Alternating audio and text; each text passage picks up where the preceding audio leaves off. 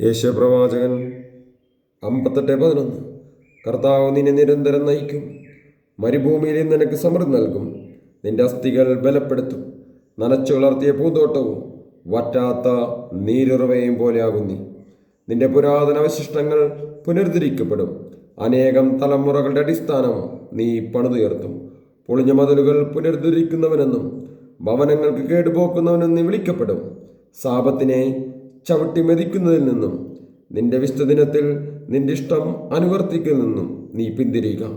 സാപത്തിനെ സന്തോഷകായകവും കർത്താവിൻ്റെ വിശുദ്ധദിനത്തെ ബഹുമാന്യമായി കണക്കാക്കുക. നിന്റെ സ്വന്തം വഴിയിലൂടെ നടക്കാതെയും നിന്റെ താല്പര്യങ്ങൾ അന്വേഷിക്കാതെയും വ്യർത്ഥ ഭാഷണത്തിൽ ഏർപ്പെടാതെയും അതിനെ ആദരിക്കുക.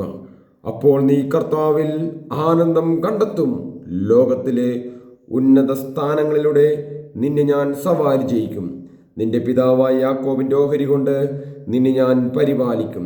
കർത്താവാണത് അരുൾ ചെയ്തിരിക്കുന്നത്. ദൈവമേ, ഈ വചനം എന്നിൽ മാംസം ധരിക്കട്ടെ. കർത്താവ്, ഈ വചനം എന്നിൽ മാംസം ധരിക്കട്ടെ. ഈശോയെ, ഞാനങ്ങയെ സ്നേഹിക്കുന്നു.